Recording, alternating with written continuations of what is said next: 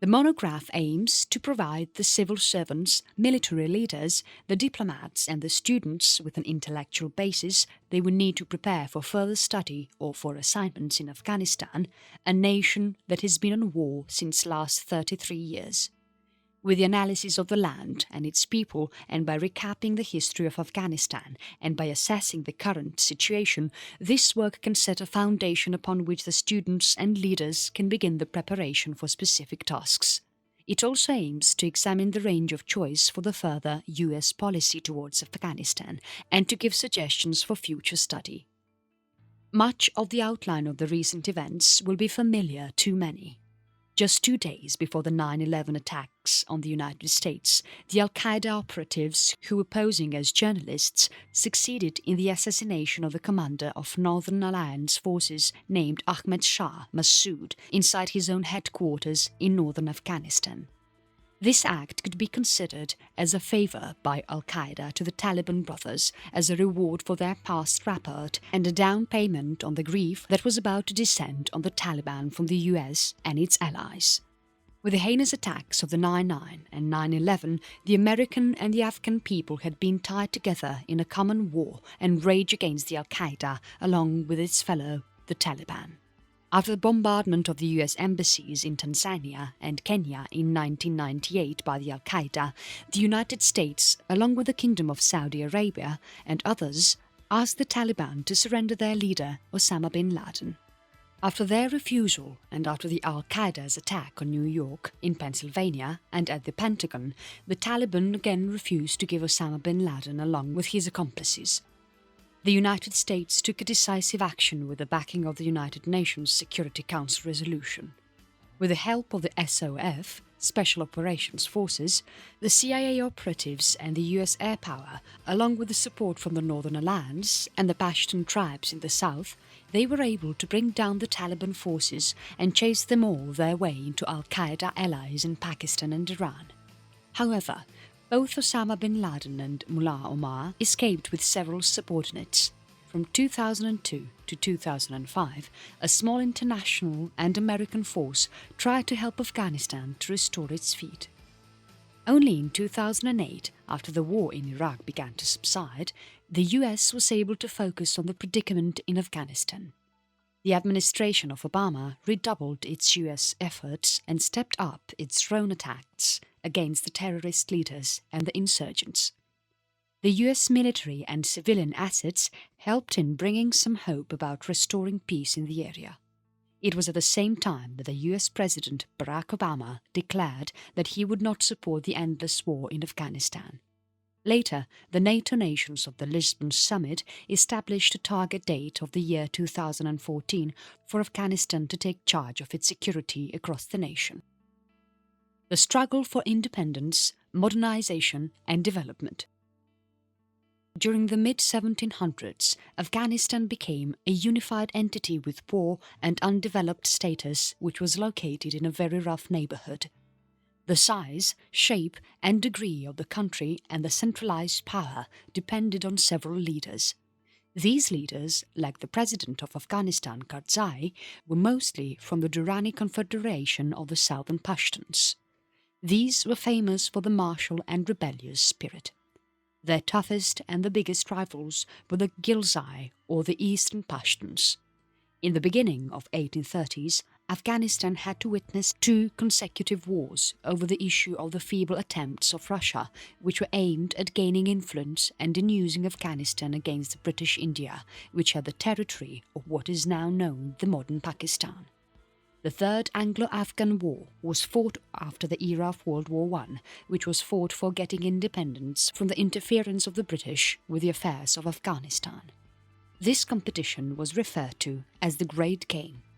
The First Anglo-Afghan War, which was fought between 1839 to 1842, was with reference to the blocking of the influence of Russia from the borders of India and the extending of the British influence in Central Asia.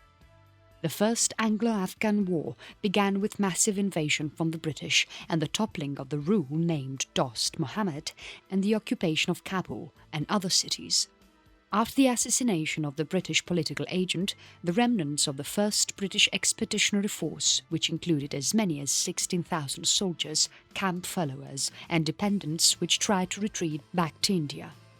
The forces were nearly all dispersed or killed, including thousands of Afghanistan citizens, and also the 3 cities of Afghanistan were destroyed, including Kabul. It was then that the British withdrew.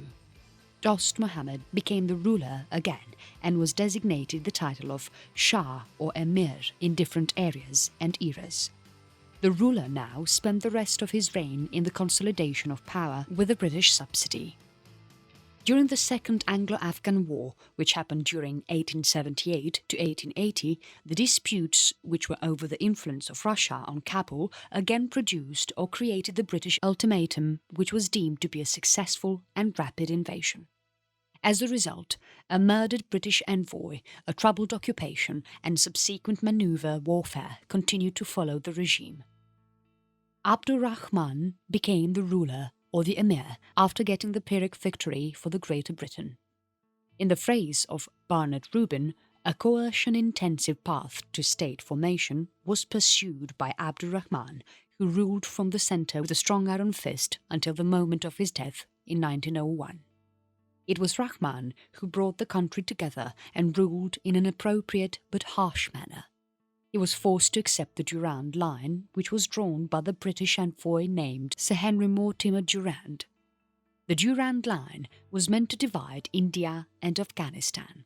The Durand Line also divided the Pashtuns and left a third of them in Afghanistan and around 2/3 western India, which is now the modern Pakistan. As a result of the 2 wars with British, strong Afghan-British tensions had developed, which also led to the increase of Afghanistan's xenophobia. As a result, an issue which was not resolved started over the homeland of the Pashtuns and results in the split of the 2 countries. During the first 2 Anglo-Afghan wars, the Afghans managed to earn a well-justified reputation as that of the fierce fighters who had a taste for no-holds-barred atrocities and battlefield behaviours. It was the permission of Kipling that no sane British soldier ever allowed himself to be captured even if wounded. On an interesting note, the leaders of Afghanistan fought against the British encroachment. It was after getting bested or severely vexed in the British for the establishment of independence from them that the Afghans ended up in taking subsidies from them. In return, the British received the control over the foreign policy of the Afghanistan. The main purpose of the subsidies was to strengthen the Afghanistan army and the further strengthening of the internal powers of the central government in Kabul. This was a stable situation which continued until 1919 and won total independence during the Third Anglo-Afghan War. It was followed by a great political paradox in which the rulers of Afghanistan had become the strongest in the nation and was supported by the foreign subsidies. No or low subsidies refer to the fact that the tax had to be snatched out from the locals and at times it was to be carried out with harsh conscription. These measures were not famous and irrelevant. The citizens were eager to salute and respect the national rulers, but they were not ready to have themselves interfered by the local authorities or government. World War I followed the Third Anglo-Afghan War, and Afghanistan could establish full independence after that. The independence also resulted in the mysterious death of the current ruler, or emir, named Habibullah, who did not wish for another war with Britain, as it would have cost him a good amount of subsidy. Habibullah had ruled in utter peace for almost 2 decades and had maintained a neutral state in Afghanistan during the World War I. As per the reports of the historians, the new Emir, Amanullah, who was the 3rd son of Habibullah and had seized power from the claims of the stronger dynasties, was responsible for the death of his father. He wanted to have a great showdown with the British. The Third Anglo-Afghan War had just a few battles. Even then, the British managed to make use of the biplanes to bombard Kabul and Jalalabad. The British, who were war-weary, however, gave in to the demands of the Afghan leaders soon, which demanded full independence. With the war, it brought an end to the British subsidies, which were the key source of revenue for the leaders of Afghanistan and also for the Afghan sovereignty of the encroachment of the Great Britain. After Afghanistan won the Third Anglo-Afghan War and gained independence, it was marked as the beginning of the self-rule of Afghanistan. It was then that the Emir Amanullah decided to bring about the modernization of his kingdom. He became the first Afghan ruler to take military assistance and aid from the Soviet Union. He made announcements of several reforms and even brought down the few revolts predictably in the eastern region over conscription, taxation and various social changes which included the education of women in the country. After a few years, Amanullah made a tour of Europe for a few months after retreating his most of the objectionable reforms. In the year 1928, he returned from Europe with the notion of becoming the Afghan version of Kemal Ataturk, who was the leader in Turkey and had made it a modern secular state. Amanullah went on to pursue the drastic reforms by the Afghan standards, which were despite the fact that his previous attempts at making reforms had started a revolt in the East. This time, he even went further to remove the veil from women, enabling co-education and even forcing the Afghans to wear the Western style and modern clothing in the capital. He even went on to alienate the conservative clergy, including those who had in the past supported his program of modernization. The Civil War of 1929, which was a form of revolt, broke out in Afghanistan as the weakened king was abdicated. It was for 9 months that the chaotic Afghanistan was ruled by Habibullah Kalakani, who was also referred to as Bacha Sakau, or the son of the water carrier. He was perceived by many as a Tajik brigand. When Nadir Shah came to the throne, it was then ordered to be restored in the country. Nadir Shah brought back the conservative rule and was assassinated in 1933 by a young man who was seeking revenge for the death of one of his family members. The dynasty of Nadir Shah, which was given the name Musahiban after the family name, ruled Afghanistan from 1929 to 1978. After the death of Nadir Shah, his teenage son, Zahir Shah, succeeded him to the throne. Even his ancestral and paternal uncles had only served as the regents until 1953. From the period of 1953 to 1973, Zahir Shah ruled the country along with several prime ministers. The first prime minister was Prince Mohammed Daoud, who was the cousin of the emir. During the reign of Zahir Shah, Afghanistan as a country managed to remain neutral during the time of the World War II. It began to develop on an economical level with the help of the foreign aid and created a modern form of the military with the help of the USSR, and therefore managed to stay at an uneasy peace with the neighbouring countries. Even the possible trouble with the newly formed Pakistan, which was home to twice the number of Pashtuns of Afghanistan, was at a constant peace.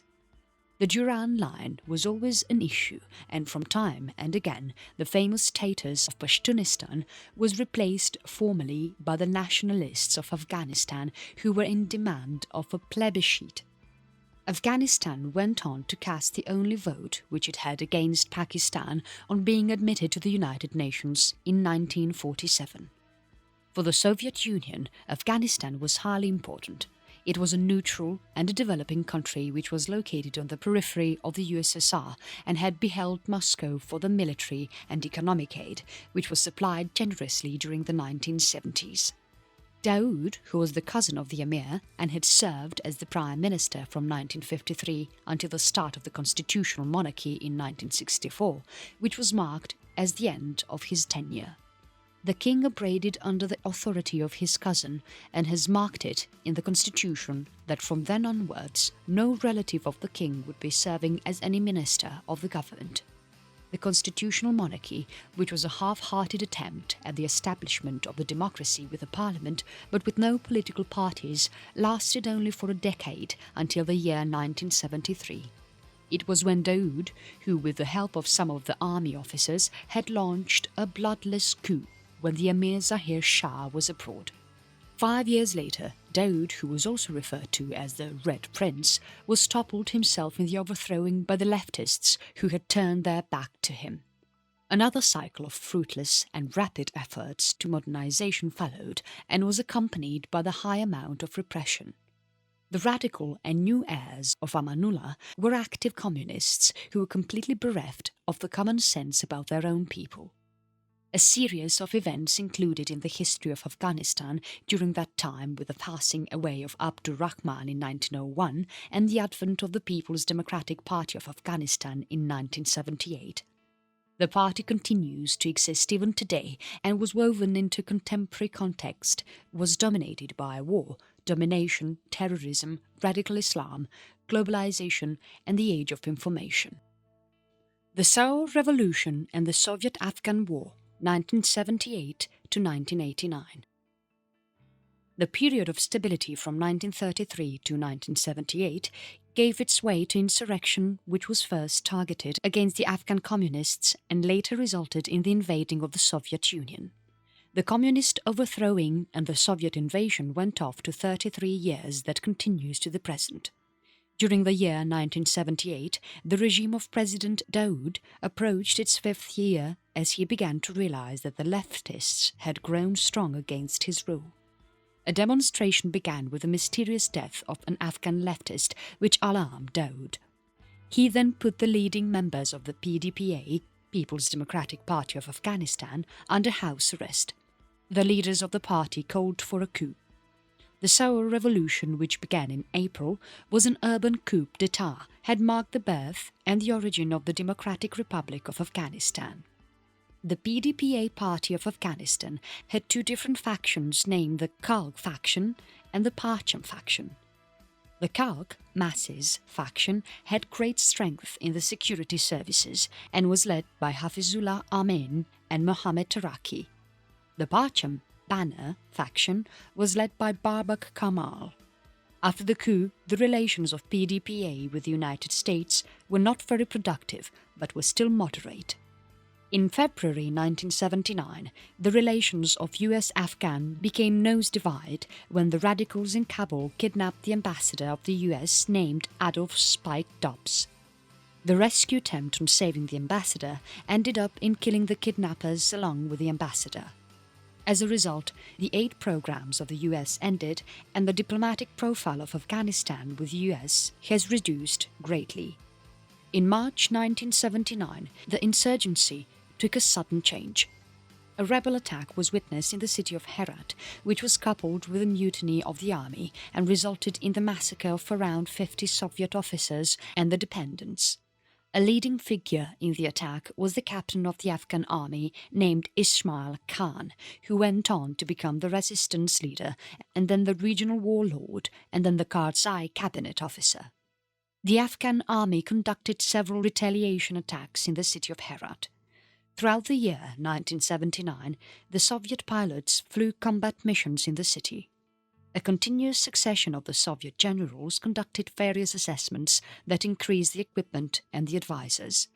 The Soviet leadership, later on, agreed with the assessment until the fall of 1979.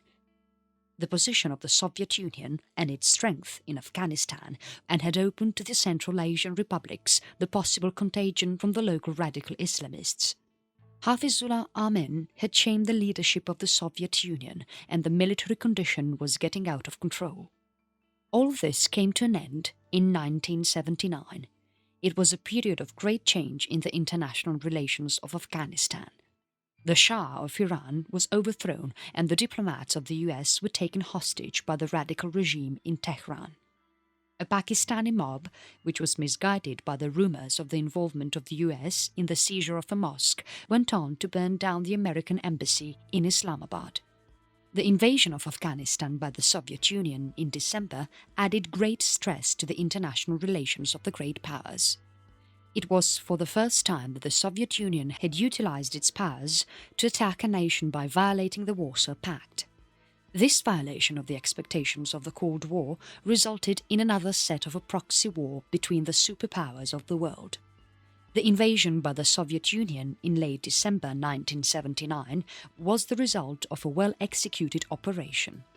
The infiltrated commandos had moved on the palace and killed the Emir Rahman and his colleagues. The paratroopers then seized the bases which were present inside and even outside the country. Two motorized rifle divisions, which were filled with reservists from the Central Asia republics, out of which one was from Termets in the north-central region and the other was from Kushka to Turkmenistan in the west, brought the number of army men, or the Soviet troops, to around 50,000 by the end of the first week of January 1980. As time passed, the reservists were completely withdrawn and the number of the Soviet troops increased to 130,000 soldiers. The army forces of Afghanistan did not deserve the continued poor performance and moved into high gear. The Soviet forces were not trained for counterinsurgency and lacked recent experience in the mountain warfare and thus did not perform well in the environment of Afghanistan. Later, the Soviets moved in the large-scale operations to make the areas of the strong Mujahideen elements clear. They held areas in the countryside rarely and thus never tried to govern the same in a systematic manner. As a result, the Afghan refugees increased in number, which began with international outrage. The efforts of the Soviet military got hampered by the slow-learning efforts of the Soviet armed forces. It was presumed that it would take 5 years before they started the agile strike operations with airborne forces and the air assaults. The next problem was the international isolation and the major support for the insurgents. The invasion of Afghanistan was considered to be a heinous act. Even the Cuban communists and the Eastern European countries were slow to help out Afghanistan. The United States and China kept their dumb about the criticism. During the administration of the second Reagan, the Mujahideen were offered the shoulder-fired anti-aircraft missiles, which severely affected the Soviet aircraft. The US aid to Mujahideen, which was disturbed by the ISI, Inter-Services Intelligence Directorate of Pakistan, rose to around $400 million per year. A new age had dawned in the Soviet Union in 1985. A communist reformer by the name Mikhail Gorbachev went on to become the General Secretary of the Communist Party of the Soviet Union and the leader of the Soviet regime. He was a dedicated communist and had set out to unwind his program of new thoughts, openness, democratization and the reconstruction of the Soviet Union. The war in Afghanistan fit the transformational agenda of Gorbachev, which supported the phrase of Stalin, "like a saddle fits a cow." The Soviet Union quickly moved to the leadership of Afghanistan. Gorbachev gave the Soviet army almost a year to fight in Afghanistan, which proved extra resources and encouraged much experimentation. The USSR supported the reforms in the Afghan army, and the Soviet advisors along with the cadres of Najibullah proved quite successful in the last few years of the army in Afghanistan and the organization of the friendly militia groups. Before Afghanistan moved on to the civil war, it was important to deal with the common misperceptions. Some pundits, which included both the Russian and American, observed the United States today in the same boat in Afghanistan as the USSR was during the 1980s and was thus destined to meet the same fate. The United States can be considered as a superpower, but it is not an empire. The US does not occupy the countries or replicate the structure of the American government or the political ideologies for the accomplishments of the long-term goals. In Afghanistan, after it was attacked by the resident terrorists, the United States came to rescue the combatants who were fighting for an unpopular government which was recognized by 3 countries. The forces of America did not kill any US allies and replaced them with puppets during the invasion of Afghanistan. The Soviet forced over 4 million Afghans into exile as the United States formed conditions wherein the majority of them have returned in the current scenario. The whole nation of Afghanistan was the enemy of the Soviet army and the United States was the coalition partners. As a result, the Soviet Union fought for securing the authoritarian state with an alien ideology, as the United States and its allies are still trying to establish a stable state with democratic aspirations where people have a claim on prosperity and have basic freedoms. In the end, the Soviet Union experience in the US cost 15,000 Soviet and around 1 million lives of the Afghan citizens. This had created a huge Afghan diaspora and left around millions of mines on the ground and hastened the demise of the Soviet Union. After the departure of the Soviet Union took place in 1989, a civil war continued to the start of the next century. It was the first against the Najibullah regime and then among the Mujahideen groups and then between the groups of the upstart Taliban. After the seizure of Kabul by Taliban during the fall of 1996, it continued to fight the non-Pashtun Mujahideen who reorganized the Northern Alliance. Civil War and advent of Taliban. With the much expected departure of the Soviet Union and its army in February 1989, it was supposed to mark the end of the war, but it was not so. The regime of Najibullah, which was aided by the Soviet security assistance, went on to build alliances around the country. With an army of around 65,000 men and an air force of as many as 200 planes and helicopters, and also with well-paid military units, the government forces of Afghanistan were able to hold off the Mujahideen. This fact became much clearer in May 1989 when the city of Jalalabad in eastern Afghanistan was attacked by a number of Mujahideen groups but failed to seize the same. The disparate Mujahideen groups, which were dubbed as Peshawar 7, failed to cooperate and even fought among themselves. Najibullah was given full support by the Soviet Union and therefore fought for 3 years. In March 1992, after the demise of the Soviet Union, Najibullah stopped fighting, but he was still unable to leave the country. Therefore, he took refuge in the UN compound, where he remained until he was seized by the Taliban in 1996. Civil Wars, 1992 to 1996. With the help of the United Nations, in 1992, a provisional government was formed in Afghanistan to rule the country. However, it failed due to the constant fights between the Mujahideen members. The conflict was much bitter, particularly between the Pashtun Hezbi Islami followers of Gulbuddin Hekmatyar, who was supported by Pakistan, and the Tajik fighters of Ahmed Shah Massoud's Jamiat-e-Islami, who went on to control Kabul. The civil war was characterized by fierce fighting over Kabul, which was occupied by Massoud but was desired by Hekmatyar and in some other cities as well. From the period of April 1992 to April 1993, much of the capital city of Kabul was destroyed with around 30,000 inhabitants killed and around 10,000 wounded. In Kandahar and various locations, armed robbery, rape, kidnapping of the young boys and other forms of violence had become quite common in Afghanistan. The rule of the Taliban. Having taken control of the overall country and after the implementation of the Sharia-based law and order, the Taliban was puzzled about the running of the government and the management of the economy, which in the end went from bad to worse. This included the UN sanctions for the trafficking of the narcotics, and droughts were added to the culture. Public health declined remarkably due to the Taliban-imposed restrictions on the mobility of the female midwives. All of these failures were due to the intimate connection between the Taliban and their practices. They were generally opposed to modernity and progress. In these states of failures, the success of the Taliban was quite predictable and understandable. On the event of taking Kabul, the decrees of the Taliban were among the most repressive public policy. Some of the cardinal elements of the Taliban public policy include prohibition against music, prohibition against female exposure on any forms, mandatory prayer, prohibition against shaving, prohibition against kite flying, prohibition against British and American hairstyles, prohibition against witchcraft, prohibition against playing drums, eradication of the use of narcotics. The Ministry of Promotion of Virtue and the Extermination of Sin was quite active. The women who displayed any form of the directives were beaten by the religious police. The public executions for the serious crimes of adulterers were publicized. The Taliban forced the women to wear the burqa.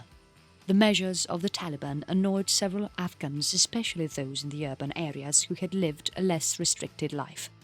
In addition to the violation of the human rights, the Taliban also declared war on the forms of art and were aided by their brethren Al-Qaeda, who had similar orthodox beliefs. As a result, thousands of books were burned. The possession of the Western-style fashion magazines was banned as they were considered as crimes. Even the animals in the Kabul zoo were killed and tortured by the Taliban file and rank.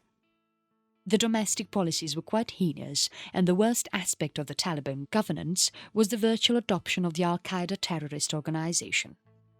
Osama bin Laden came back to Afghanistan in 1996, just before Taliban overtook Kabul. He fought there for a short while with the Mujahideen during the Soviet War. Osama saw Afghanistan as the first state in the new Islamic Caliphate. In Afghanistan, bin Laden set up training camps for Taliban recruits and the Al-Qaeda members. Around 20,000 foreign and Afghan recruits have passed through the camps. On 7th of August 1998, Al-Qaeda carried out bombardments on the embassies of the US in Kenya and Tanzania in East Africa. In 1999, the 9/11 plotters had received training in Afghanistan whose guidance, the concept of the operation and funding, all of it came from Al-Qaeda in central Afghanistan.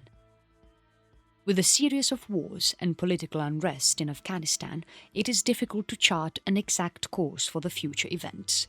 The victory of the Taliban, with the presence of black-turbaned fighters who have been riding their trucks triumphantly into Kabul, represents the greatest unlikelihood of the Westerns abandoning the Afghan regime.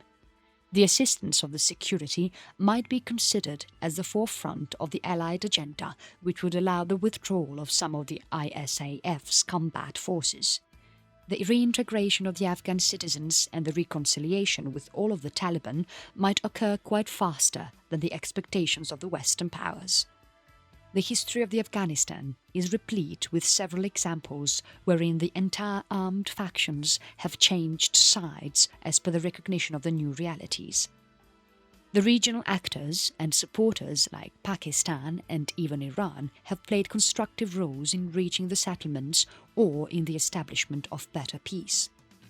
While the major outcomes of the war and political unrest are quite uncertain, there is the presence of a number of the key issues which needs to be tackled by the US leadership.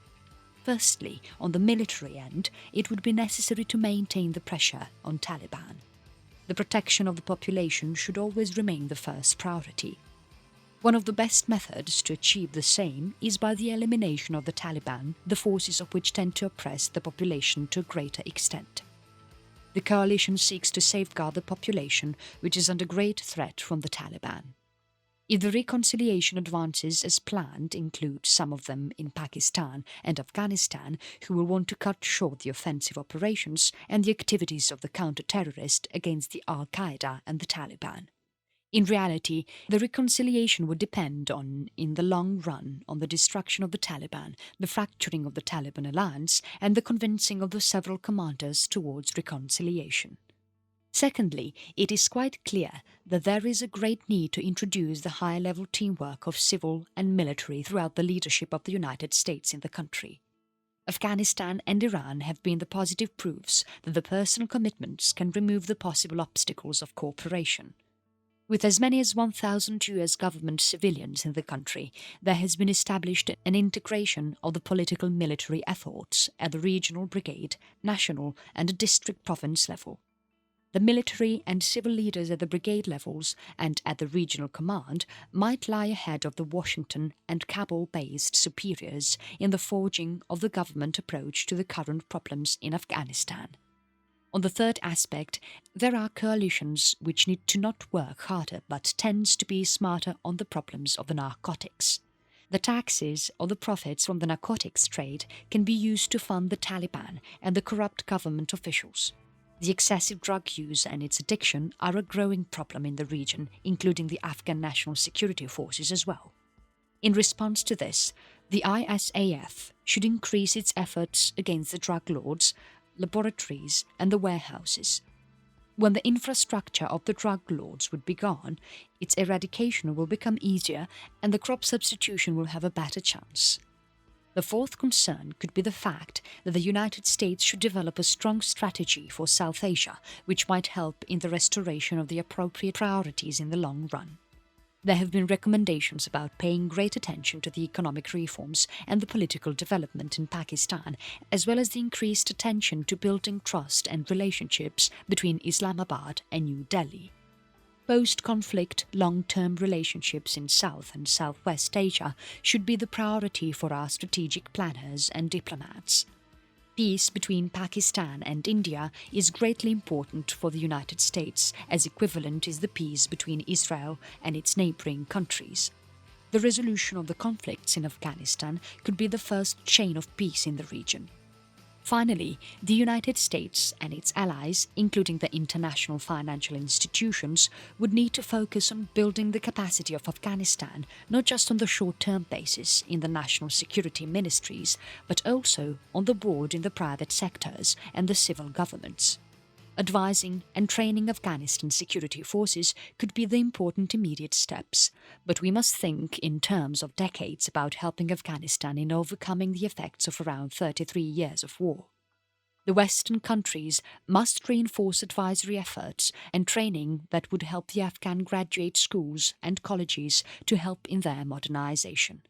While working more closely with district, province and province is vital, it is also true that there is not going to be an end to the problems of Afghanistan unless there is a functioning government in Kabul that could be linked into the districts and provinces, and by being able to perform the welfare functions and the basic security of the state.